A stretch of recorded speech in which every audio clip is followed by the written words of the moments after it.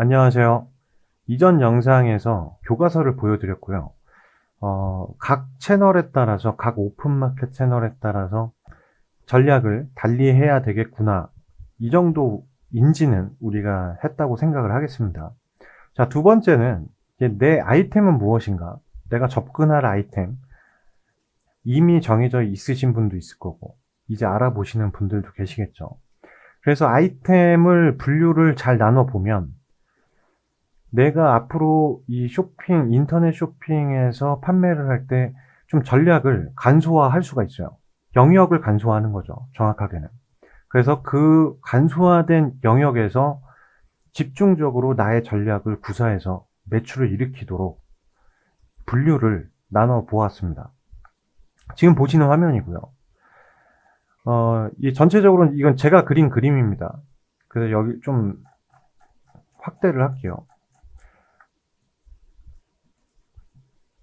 그래서 이제 이 아이템 분류는 크게 객관적 상품과 주관적 상품 두 가지로 나눴고요.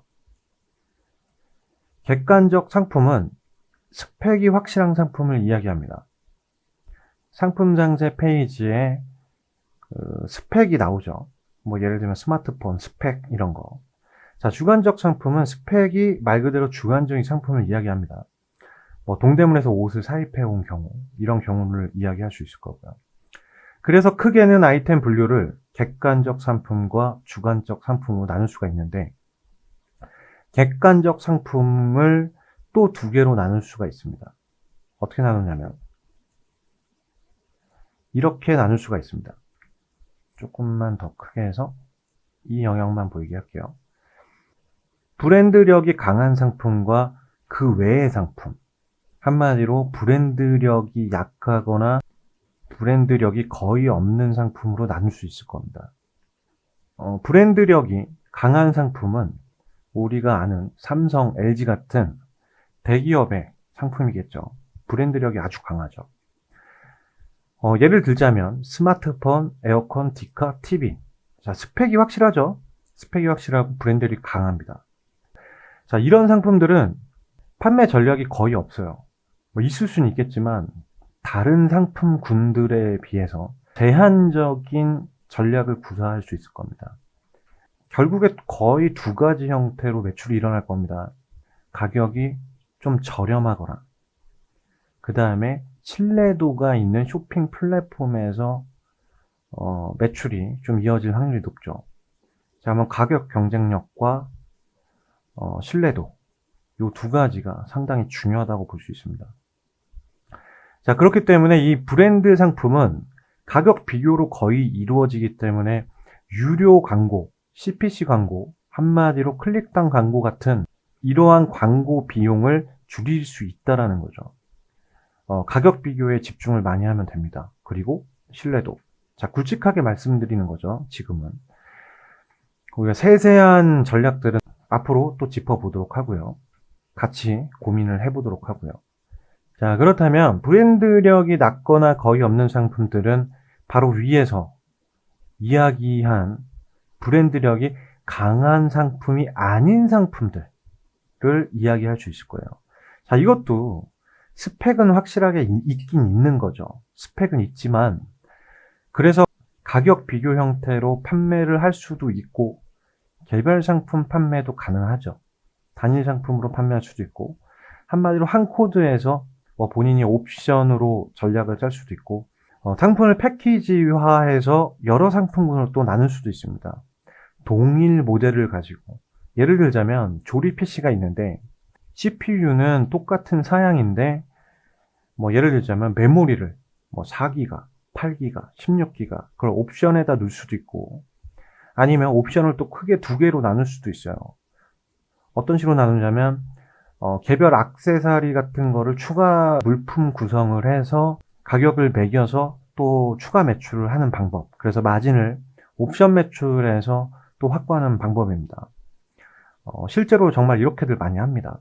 뭐 총판이나 1차 벤더, 2차 벤더나 뭐 용산전자 상가나 이러신 분들이 많이들 해요. 그런 판매, 그런 유형으로.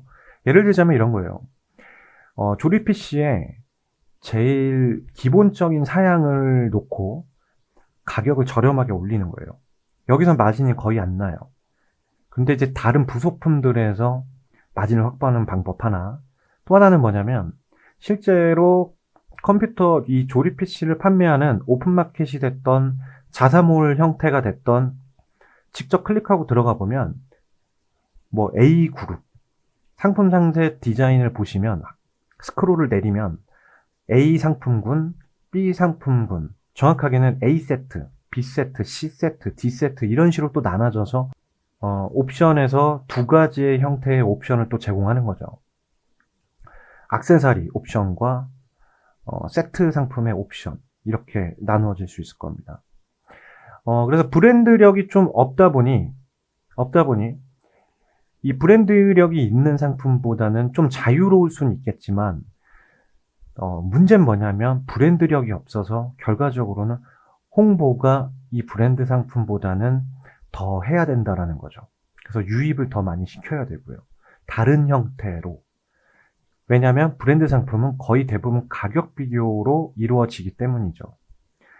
자, 좀 약간 정리가 되시죠? 아이디어도 좀 생기실 수 있고요. 자, 이번 영상은 좀 굵직한 부분에 대한 아이템 분류에 대해서 말씀을 드리는 거기 때문에 세세한 거는 앞으로 짚어보도록 할게요. 자, 밑으로 내려서 이번에는 주관적 상품을 한번 살펴보도록 하겠습니다. 주관적 상품은 동대문 사입을 기준으로 합니다. 통계청 자료에 의해서도 인터넷 쇼핑은 가전이라는 카테고리가 매출이 제일 높습니다. 당연히 너무 비싸니까 소비자 판매가 자체가. 그래서 매출 볼륨이 큰 거죠. 그 다음이 여성이에요. 여성 의류가 여성의 소비력은 정말 대한민국을 거의 이끌 정도죠. 그리고 실제로 인터넷이 생겼을 때도 쇼핑몰 형태로 창업을 할 때, 소호 창업을 할 때 동대문에서 여성 의류를 띄워다가 본인들이 직접 모델한테 이제 옷을 입히고 디자인을 하고 촬영을 하고 디자인을 하고 상품을 등록하고 하죠. 그래서 매출을 합니다. 자, 그래서 대표적으로 보세 의류 자파를 예시로 들었고요. 이 밑에 있는 도매 사이트에 관련된 거는 다시 추가 설명드릴게요. 이 보세 의류 자파가 내가 앞으로 다루고 싶다. 아니면 난 이미 마음을 정했다 하시는 분들은 전략이 너무 무궁무진할 수 있습니다. 어떤 큰 획은 있을 수 있어요.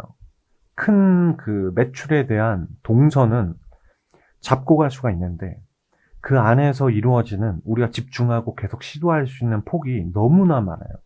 너무나 많고 이 보세 의류 자파에 해당되는 이 주관적 상품은 장점은 뭐냐면 내 마음대로 지지고 볶고할 수 있다는 거고 내 마음대로 마진율을 정할 수 있다는 겁니다.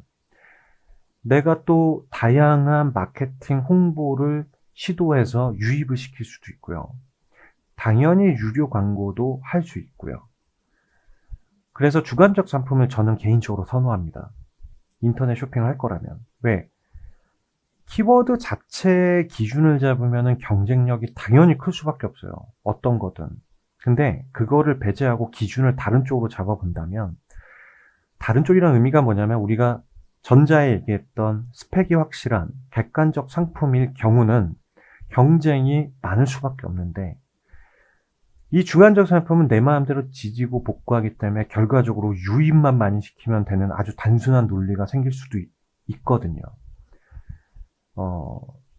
자, 일단은 여기까지 얘기하고요.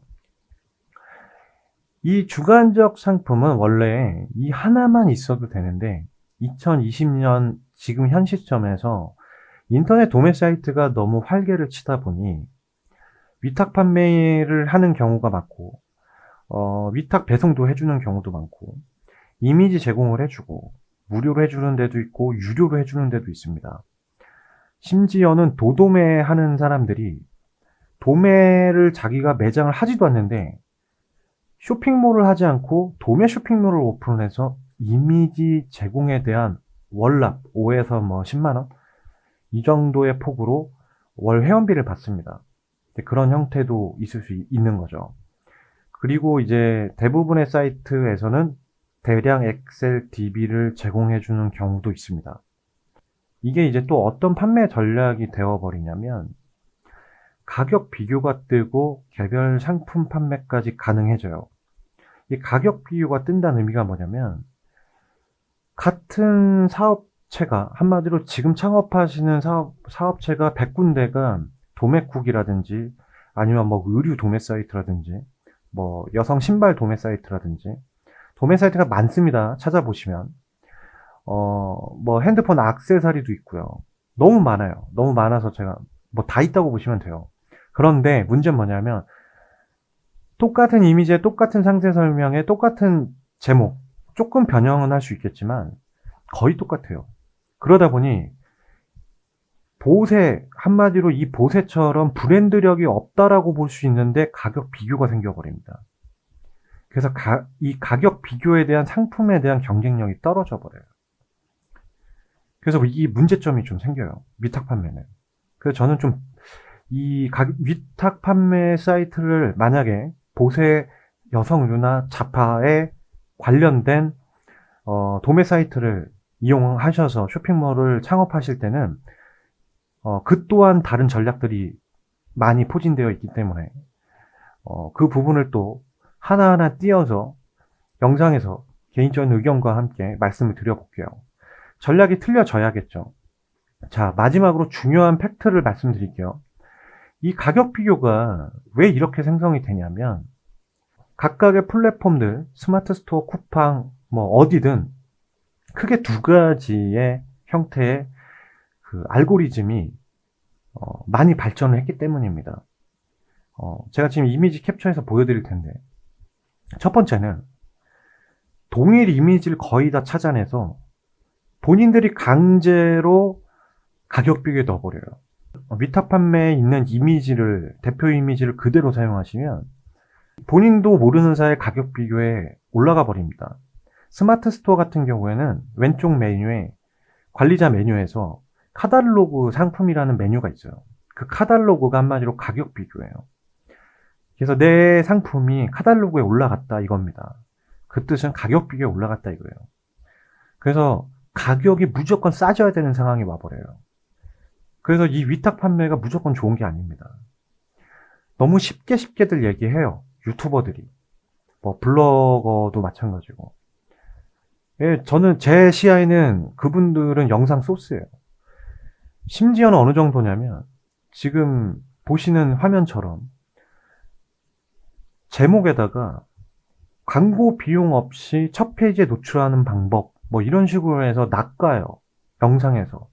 이거는 누구나 할 수 있는 거예요. 그냥 상품 올리면 자동으로 매칭도 가능하고 내가 매칭을 시킬 수도 있습니다. 그래서 소위 개나 소나 할 수 있는 거기 때문에 전략이 아니에요.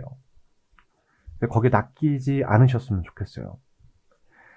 자, 마진도 이 위탁 판매 같은 경우에는 가격 경쟁이 엄청 낮을 수밖에 없습니다. 그럴 수밖에 없겠죠. 뭐 더 이상 설명드리지 않아도 되겠죠. 자, 그러면 마진 얘기만 조금만 더 한다면 바로 이 부분인데 이 브랜드 상품을 여러분들이나 저나 런칭하기가 힘들어요. 맞죠? 본사에서 총판 권한을 갖고 1차적으로 물건을 받아온다라는 건 자금력도 있어야 되고 되게 힘든 이야기예요. 그러면 이제 다음 2차 벤더, 3차 벤더 이런 식으로 유통 과정이 가서 결과적으로 아주 저마진으로 판매를 해야 되는 상황이 오죠. 뭐 1억 판매해봤자 마진이 뭐 1%, 2%, 3%, 4%, 5%, 6%면 뭐 쉽지 않은 쇼핑몰 구조죠. 하지만 자금력이 있다면 또 좋은 그 위치에 있다고 이야기할 수 있을 겁니다. 자, 이제 이 두 번째가 유튜버들이 많이 이야기하는 그 위치라고 볼 수 있어요. 브랜드력은 약하지만 상품을 잘 발굴을 하면 뭐 한 달에 3천이든 5천원이든 1억이든 상품 하나로 매출을 올릴 수 있다. 당연히 여성 의류나 뭐 자파 남성 의류로도 할 수 있지만 그래도 이쪽 영역이 좀 더 점유율이 높다고 볼 수 있겠죠. 자, 하지만 지속성은 전 없다고 봅니다.